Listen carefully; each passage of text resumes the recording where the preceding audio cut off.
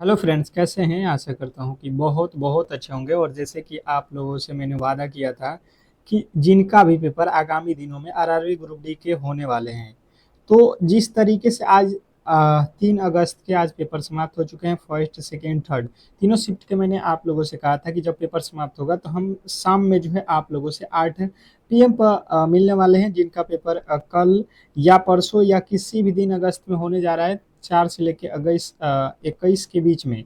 तो बिल्कुल ही आप लोगों को घबराने की आवश्यकता नहीं है कि जिस तरीके से आज के तीनों शिफ्टों में 3 अगस्त के तीनों शिफ्टों में जिस तरीके के प्रश्न पूछे गए हैं, जिन टॉपिकों से पूछे गए हैं, मैंने आप लोगों से कहा था कि हम उन्हीं टॉपिकों को कवर करेंगे शाम में जितने भी मेरे दोस्त आरआरबी ग्रुप डी के एग्जाम देने वाले हैं वो मेरे से जुड़ जाइएगा। और शाम के आज है 8 PM हो चुके हैं और आपके सामने हम हाजिर हैं। तो जितने भी मेरे दोस्त जिनसे हमने वादा कर रखा था, उन लोगों से हम रिक्वेस्ट करेंगे कि भाई साहब, आपके अकॉर्डिंग आपने वादे के अकॉर्डिंग मैं तो हाजिर हूँ, पर आप लोगों का भी दायित्व तो बनता है कि अगर हम आपके लिए इतना मेहनत किए हैं तो कहीं ना कहीं आपका भी दायित्व तो बनता है कि इस क्लास को लाइक करें और चैनल को सब्सक्राइब जरूर करें, ठीक है। क्योंकि देखिए, जिनका भी पेपर बचा हुआ है उनके लिए ये कहीं ना कहीं रामबाण सिद्ध होगा। 100% आपको बहुत बड़ा बेनिफिट मिलेगा, ठीक है। तो चलिएगा, फटाफट से हम लोग चलते हैं पहले प्रश्न की ओर। और पहला प्रश्न फटाफट से सभी लोग कोशिश करेंगे कि देखिए, मैंने तो हर एक जो है प्रश्न को रखा है जहां से प्रश्न आज पूछे गए हैं, हम उन्हीं टॉपिकों को कवर कर रहे हैं। तो आपका भी दायित्व बनता है कि इस क्लास को ज्यादा से ज्यादा शेयर भी कर दीजिए। पहला प्रश्न आपके सामने है कि राजस्व आसूचना निदेशालय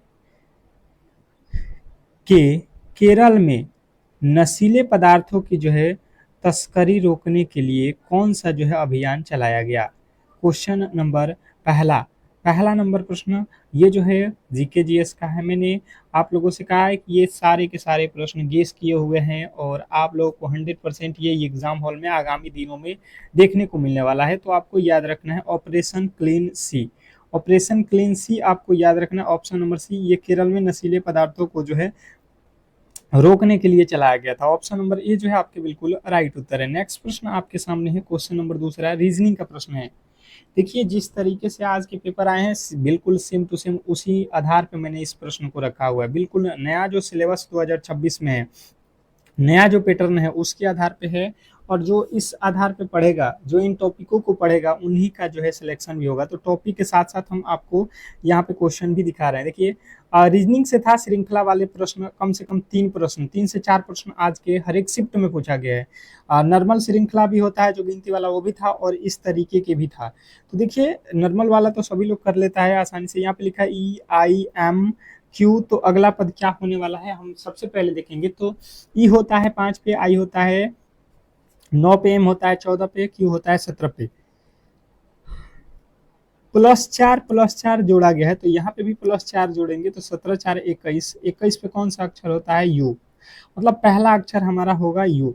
यहाँ पे पहला अक्षर होगा यू, जो कि भी लिखा है बिल्कुल गलत हो जाएगा यहाँ पे। और यू से स्टार्ट होने वाला मात्र एक ही ऑप्शन है, तो मुझे आगे बनाने की आवश्यकता भी नहीं है।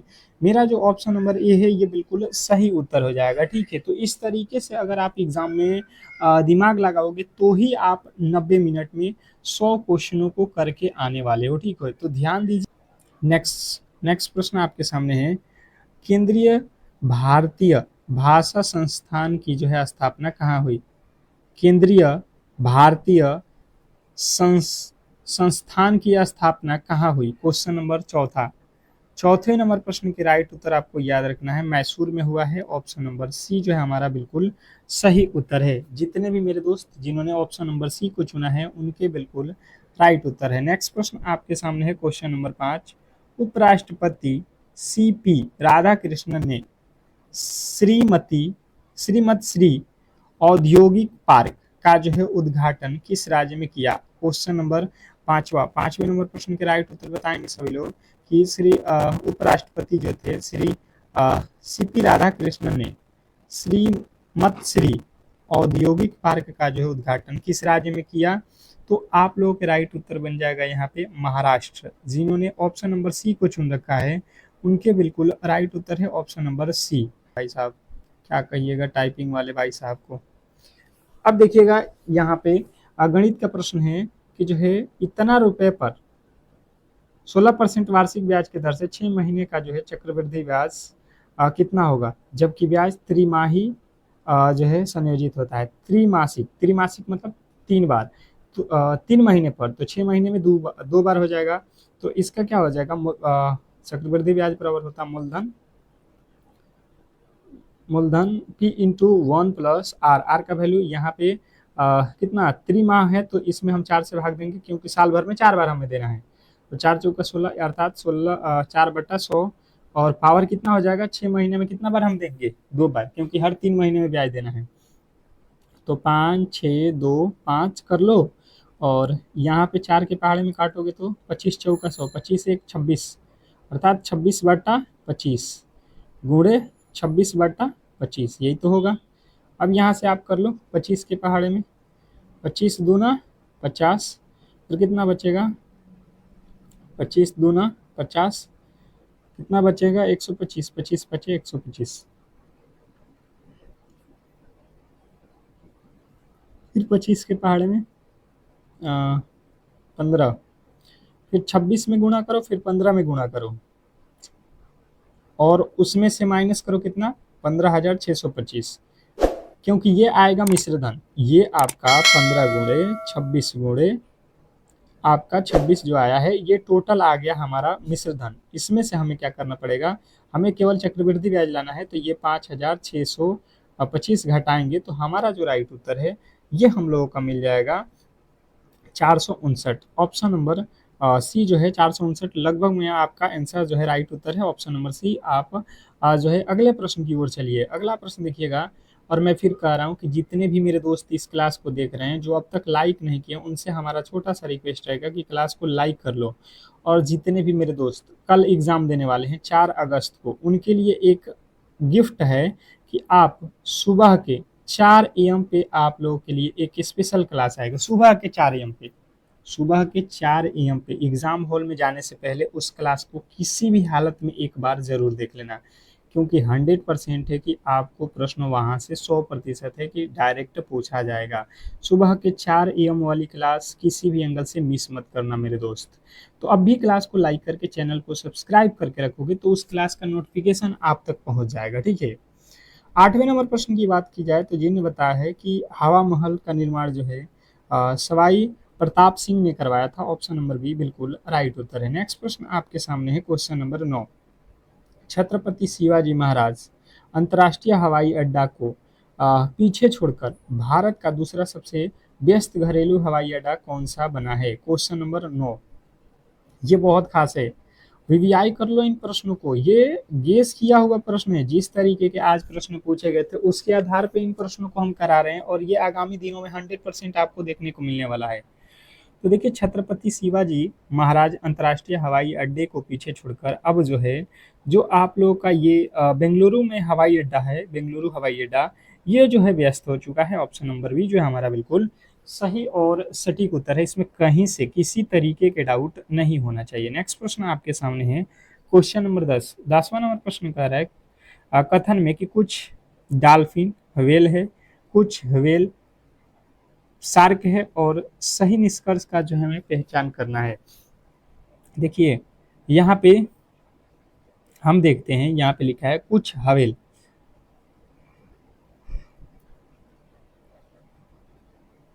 कुछ डॉल्फिन, डॉल्फिन को मैंने डी से लिखा, डॉल्फिन का कुछ हिस्सा हवेल में है तो ये ए एच हो गया, ठीक है।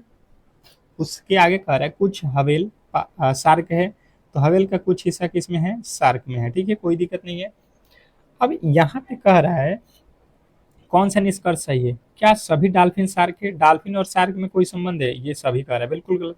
कोई भी डॉल्फिन शार्क नहीं है, कोई भी डॉल्फिन ये शार्क नहीं है, कोई भी डॉल्फिन शार्क नहीं है, ऐसा भी ऊपर नहीं कहा गया है। आप इसका फिगर ऐसा भी नहीं कहा गया है ऊपर कि कोई भी डॉल्फिन शार्क नहीं है, बिल्कुल ऐसी बात नहीं है, तो ये बात गलत हो जाएगा। दूसरा, क्योंकि कुछ वाला लॉजिक्स हम इस तरीके से भी तो बना सकते हैं, डॉल्फिन वाला शार्क में कुछ डॉल्फिन शार्क हो सकते हैं, कुछ डॉल्फिन, डॉल्फिन का कुछ हिस्सा शार्क हो सकता है, ये बिल्कुल बात सही है भाई साहब, ये हो सकता है, मैंने अभी बताया। तो ऑप्शन नंबर सी के साथ हम जाएंगे। नेक्स्ट हिसाब से हम क्या ही कहें। अगला प्रश्न है नामद्रोलिंग मठ किस राज्य में स्थित है। नाम द्रोलिंग मठ किस राज्य में स्थित है? Question number 12। 12वें नंबर प्रश्न के राइट उत्तर बताएंगे।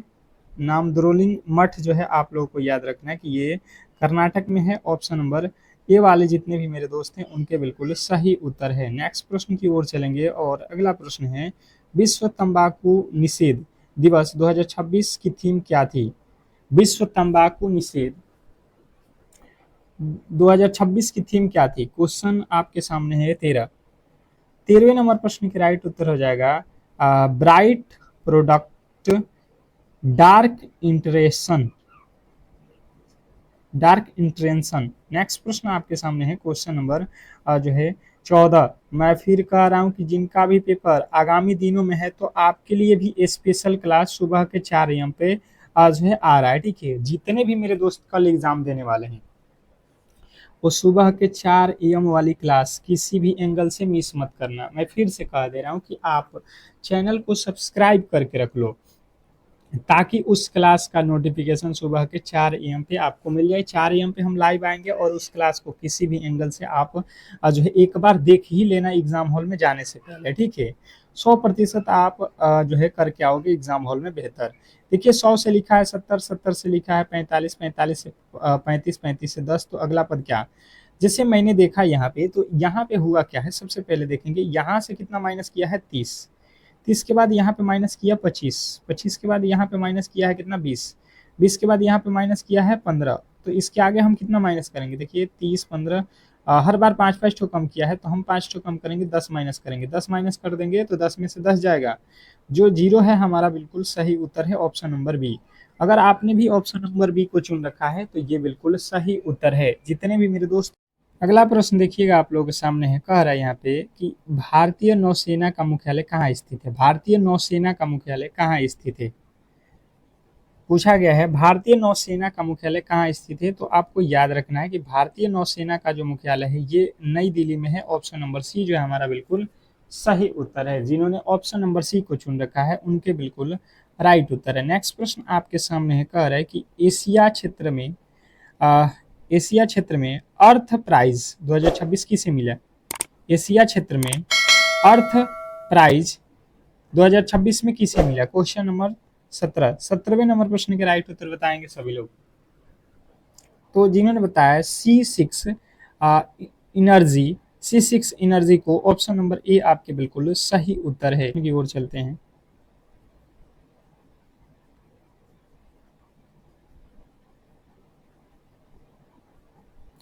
कह रहा है यहाँ पे कि 11 फरवरी 2023 से 25 अप्रैल 2023 तक 20,000 रुपये पर 7% वार्षिक साधारण ब्याज का जो है हमें वैल्यू निकालना है।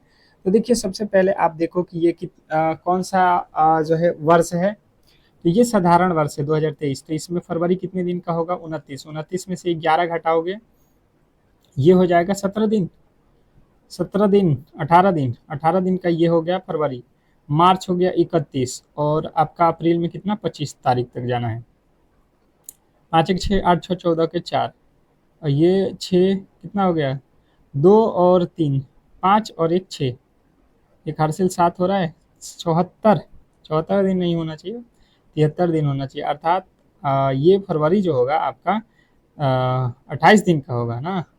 28 में से एक घटाओगे 17 दिन, ये 17 दिन का है। 17 आप जोड़ लो तो ये हो जाएगा 73 दिन। हमें 73 दिन दिया गया है, 73 दिन टोटल हो गया। तो अब ब्याज निकालना है। साधारण ब्याज बराबर होता है मूलधन। मूलधन हमारे पास है 2,000 रुपया। मूलधन गुणे समय, समय कितना दिया है हमारे पास 73 दिन और दर दिया है 7%, बटा में हो जाएगा 100। पर ये दिन में है, वर्ष में होता है तो हम 365 से गुणा कर लेंगे। ठीक है, यहाँ पे 5 वर्ष में कट जाएगा और ये 2 जीरो से 2 जीरो कट जाएगा। 5 के पहाड़े में 5 चौका 20, 7 पचे 35, 35 रुपया जो है हमारा बिल्कुल राइट उत्तर रहा है। 7 पचे 35, 4 नहीं 4 तो है ना, 4 ये है, 4 पचे 20, ये 4 है, 4 सत्ते 28 हो रहा है ना। 28 रुपया का जो है यहाँ पे आपका राइट उत्तर है ऑप्शन नंबर ए। नेक्स्ट प्रश्न की ओर चलेंगे और अगला प्रश्न आपके सामने है लाइब्रेटर ऑफ इंडिया प्रेस किसे कहा जाता है? लाइब्रेटर ऑफ इंडियन प्रेस किसे कहा जाता है? मैं फिर कह रहा हूँ कि जो भी मेरे दोस्त जिन्होंने अब तक क्लास को लाइक नहीं किया है तो एक बार लाइक और शेयर कर दो क्लास को। कम से कम लाइक और शेयर एक तो बनना चाहिए सभी लोगों से। तो मेटकार्क चार्ल्स मेटकार्क आपके option number B. Charles Metcalfe जो है आपके राइट उत्तर है ऑप्शन नंबर बी। नेक्स्ट प्रश्न आपके सामने है, ब्रिक्स के आपदा जोखिम न्यूनीकरण समूह की दूसरी तकनीकी बैठक कहाँ आयोजित की गई? क्वेश्चन नंबर आपके सामने 21वें नंबर प्रश्न के राइट उत्तर बताएंगे। ब्रिक्स का जो है आपदा जोखिम न्यूनीकरण समूह जो है आपको ब्रासीलिया देश में बैठक हुआ था। ऑप्शन नंबर बी जो है हमारा बिल्कुल राइट उत्तर है। नेक्स्ट प्रश्न की ओर चलेंगे और अगला प्रश्न आपके सामने कह रहा है, यदि ये संख्या दिया गया इसमें प्रत्येक विषम अंक में एक जोड़ दिया जाता है और प्रत्येक सम में दो घटा दिया जाए तो सबसे बड़ा और सबसे छोटा अंक का अंतर क्या होगा? सबसे पहले देखिएगा रीजनिंग का प्रश्न है और आप ध्यानपूर्वक देखिएगा तो बहुत ईजी हो जाएगा। दिया क्या है इसको हम देख लेते हैं। इसमें दिया गया है कि आपको करना क्या है, विषम में एक जोड़ना है। विषम कौन सा है, इसमें एक जोड़ देना है तो ये हो जाएगा 4। ये भी विषम है, ये जोड़िएगा एक तो हो जाएगा, और यहाँ पे एक जोड़िएगा तो ये हो जाएगा 6। इसमें एक जोड़िएगा तो ये हो जाएगा 8। इसने कहा है तथा प्रत्येक सम में दो जोड़ना है। सम 4 में 2 जोड़ोगे 6, 8 में 2 जोड़ोगे 10, 6 में 2 जोड़ोगे 8। अब इसने कहा कि सबसे बड़ी और सबसे छोटी संख्या, सबसे बड़ी और सबसे छोटी संख्या के बीच का अंतर। तो देखो सबसे बड़ी संख्या क्या है 10 और सबसे छोटी संख्या है 2। 10 में से 2 घटा दो भाई साहब, 8 जो है हमारा बिल्कुल राइट उत्तर है। अगर आपने भी ऑप्शन नंबर बी को चुन रखा है, देखिए इस तरीके के प्रश्न आज पूछे गए थे। बिल्कुल इस तरीके के प्रश्न आप लोग के एग्जाम हॉल में पूछे गए थे और कहीं ना कहीं दिक्कत पे गड़बड़ी है। किस राज्य में पंचायती राज संस्थाएं लागू नहीं है? किस राज्य में पंचायती राज संस्थाएं लागू नहीं है, ये हम लोगों से पूछा गया है। कौन सा राज्य है? Question number 24। तो नागालैंड जो है आपके बिल्कुल राइट उत्तर है ऑप्शन नंबर ए। नागालैंड राज्य में जो है पंचायती राज व्यवस्था नहीं है। ऑप्शन नंबर ए वाले बिल्कुल सही उत्तर है। नेक्स्ट प्रश्न आपके सामने है, मिशन स्नेह जोड़ी का जो है शुभारंभ किस उत्पाद से संबंधित है? मिशन स्नेह जोड़ी का शुभारंभ किस उत्पाद से संबंधित है? क्वेश्चन नंबर 25वें नंबर प्रश्न का राइट उत्तर हो जाएगा रेशम से। ऑप्शन नंबर सी जो है हमारा बिल्कुल सही उत्तर है। नेक्स्ट प्रश्न की ओर चलेंगे और अगला प्रश्न है कि जो है अंडमान अंडर 17 एशियाई कुश्ती चैंपियनशिप 2026 में भारतीय महिला पहलवानों ने कुल कितने पदक जीते? बताइएगा, ये प्रश्न खास है आप लोगों के लिए। ये 100% आने वाले प्रश्न है कि अंडर 17 एशियाई कुश्ती चैंपियनशिप 2026 में भारतीय महिला पहलवानों ने कुल कितने पदक जीते? तो आपको याद रखना है कुल जो है इन्होंने 10 जो है पदक जीते हैं। ऑप्शन नंबर सी जो है हमारा बिल्कुल सही उत्तर है। नेक्स्ट प्रश्न आपके सामने है कि यदि एच का मान कुट भाषा में 16 है तो एम का मान क्या होगा? ये मुझे लगता है कि 100% कर लेंगे। रीजनिंग में तो कोई दिक्कत नहीं होने वाला है। और देखिए आप लोगों में से जितने भी मेरे दोस्त देख रहे हैं एक बार कमेंट बॉक्स में बताएंगे कि आपका एग्जाम किस डेट को है, ताकि आपके लिए हम बेहतर कर सकें। आप एक बार एग्जाम डेट बता दो और एक बार आप लोगों को मैं बता दूं कि देखिए क्लास का पीडीएफ हम फ्री में दे रहे हैं, तो पीडीएफ जरूर लीजिए। इस क्लास के डिस्क्रिप्शन में लिंक भी दिया गया है व्हाट्सएप ग्रुप का, वहां से जुड़ जाइए। और आप लोग चैनल को सब्सक्राइब करके रखो ताकि हर एक क्लास की नोटिफिकेशन मिले। सुबह में क्लास हो रहा है, शाम में हो रहा है, दोपहर में हो रहा है, तो ये सारे आपके फायदे मिलते रहेंगे। देखिए यहाँ पे हुआ क्या है, एच का अगर हम कोड देखेंगे तो 8 होता है, पर इसने लिख दिया भाई साहब 16, मतलब इसका 2 गुना करके 16 लिखा है। उसी प्रकार एम है तो एम का कोड है 13, 13 का हम 2 गुना करेंगे तो 13 दूना का 26। ये आसान था, मुझे लगता है सभी लोगों ने कर लिया होगा। Option number B. नेक्स्ट प्रश्न आपके सामने कह रहा है कि 12 संख्याओं का औसत 58 है। औसत चैप्टर से भी प्रश्न आप लोगों को बिल्कुल सिंपल दिया गया था। पहली 5 संख्याओं का औसत 55 तथा अगली 4 संख्याओं का औसत 62 है। शेष 3 संख्याओं का औसत हमें निकालना है। अब देखिए सिंपल तरीका है, सबसे पहले हम क्या करेंगे कि यहाँ पे जो है 12 संख्याएं हैं टोटल हमारे पास, तो इनका टोटल योग निकाल लेंगे। इनका औसत है 58, तो 58 गुणे 12 करेंगे, 12 आठे 96 के 6, फिर 12 पच्चे 60, 60 और 9 69, 696 हो गया। इसने कहा कि शुरू के 5 जो संख्या है भाई साहब उनका औसत 55 है, तो हम 55 गुणे 5 कर देंगे, 5 पच्चे 25, 5 पच्चे 25 और 2 27 हो गए। फिर 4 जो वर्ड हैं उनका जो औसत है ये 62 है। उसके बाद वाले जो 4 संख्या हैं उनके जो है औसत है 62, तो ये 4 दूना का 8, 6 चौका 24। हम इन दोनों को जोड़ लेते हैं, इन संख्याओं को, 5 और 4 9 संख्याएं वालों को, योग कितना हो रहा है 8 5 13 के 3, 7 4 11 और 1 हासिल 12, और ये हो जाएगा आपका 5 523। 696 में से 523 तो हमारे 9 संख्याएं हैं, तो घटा देंगे तो ये हो जाएगा 3, ये हो जाएगा 7 और ये हो जाएगा 173। अब कह रहा है कि अंतिम 3 संख्याएं, 3 संख्याओं का योग है तो बटा इसमें 3 से भाग दे दो, कितना हो जाएगा 3 पच्चे 15 और यहाँ पे बच रहा है 23, तो 23 3,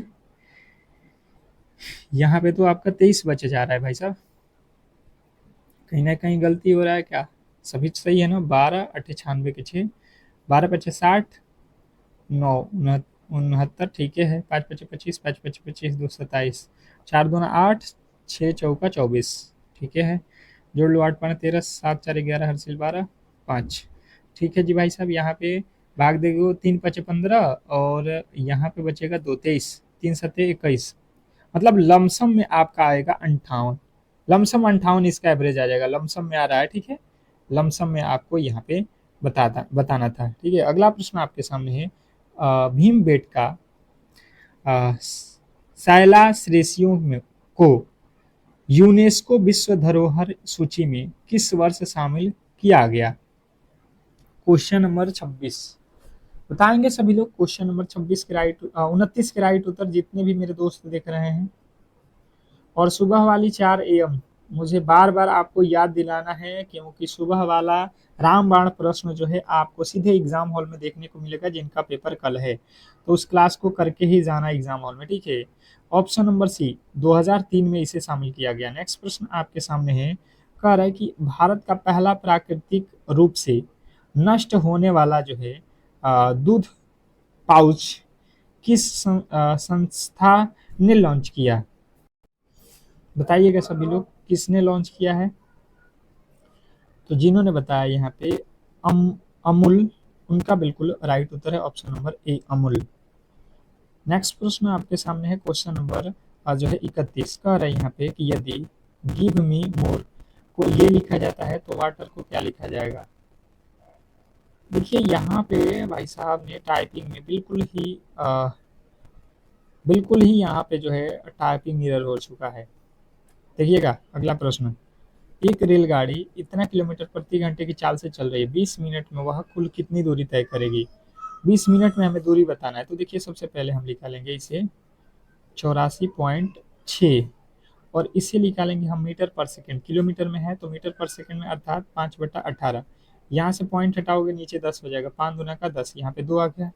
अगर हम जाएंगे 2 से काटेंगे तो ये हो जाएगा 4 2 3, 18 के पहाड़े में कट रहा है, 18 के पहाड़े में नहीं कट रहा है, 3 के पहाड़े में, 3 दूना का 6, 3 के पहाड़े में 1, 3 चौके 12 2 1 21 6, 121/6। अब इस ये तो सेकंड में आ गया, इसने कहा है कि 20 मिनट में, तो हमें क्या करना पड़ेगा 121/6, ये मीटर पर सेकंड है, मतलब 1 सेकंड में इतना दूर जाता है।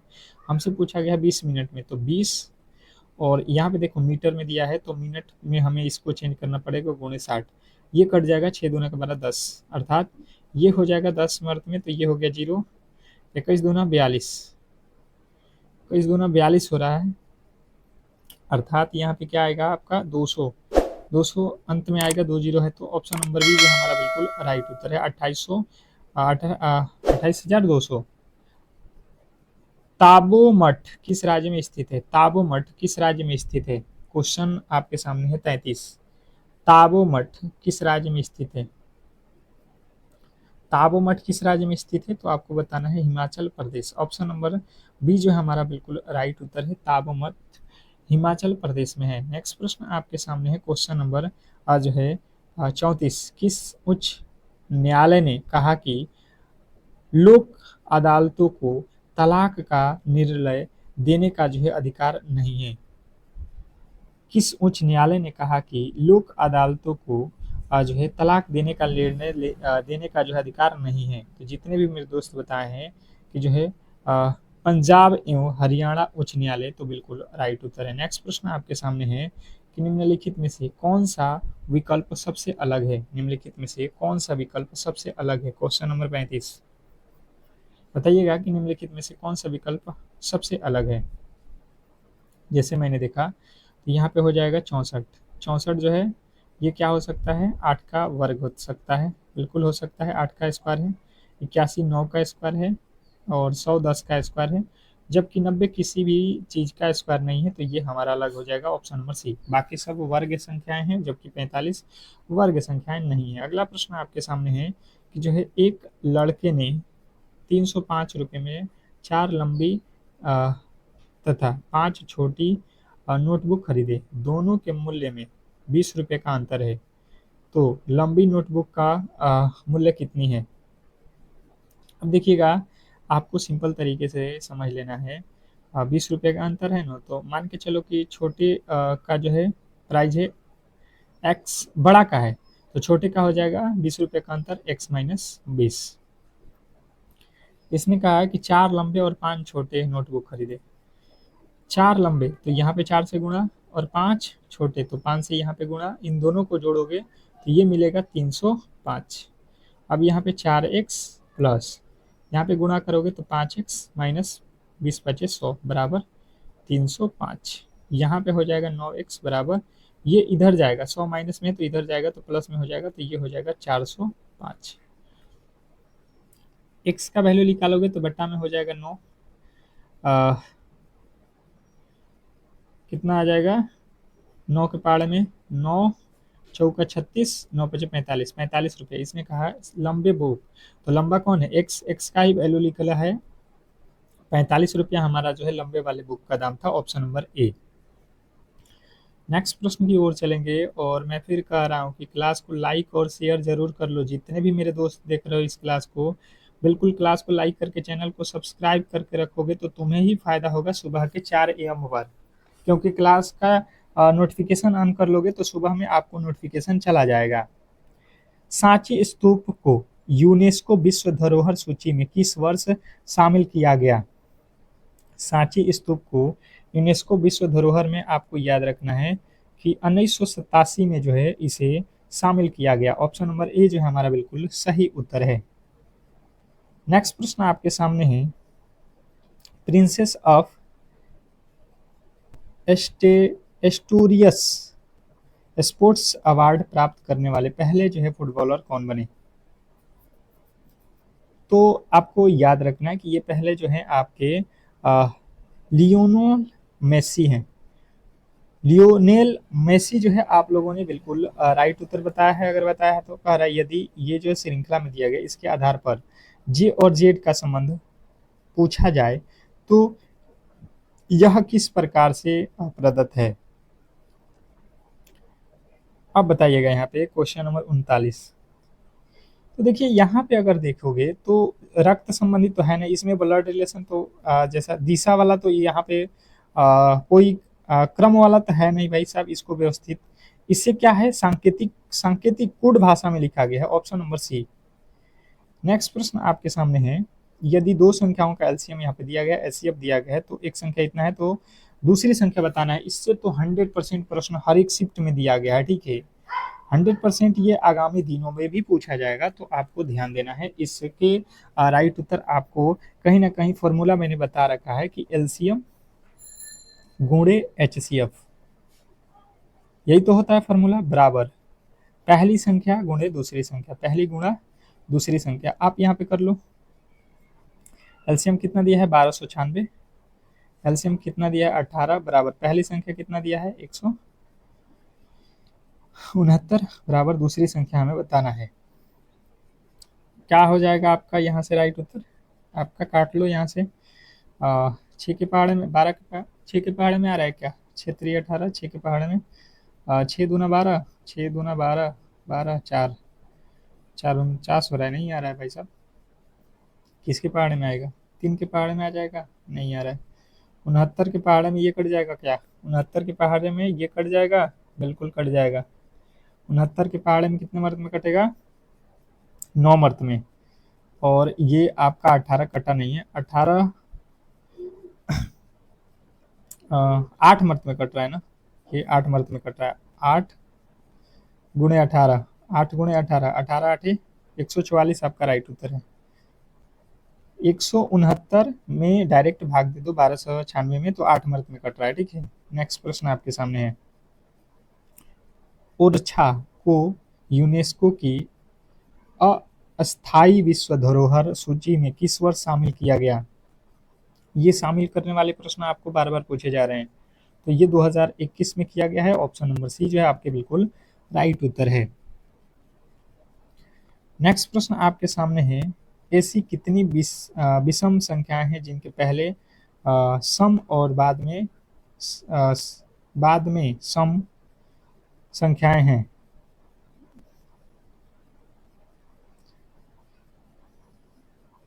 देखिए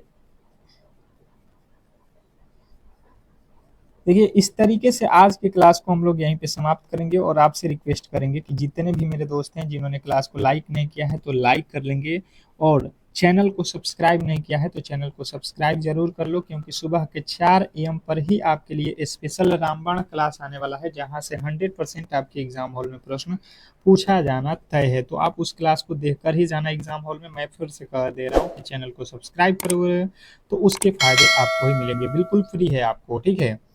तो सुबह में 4 AM पे मिलते हैं, तब तक के लिए धन्यवाद।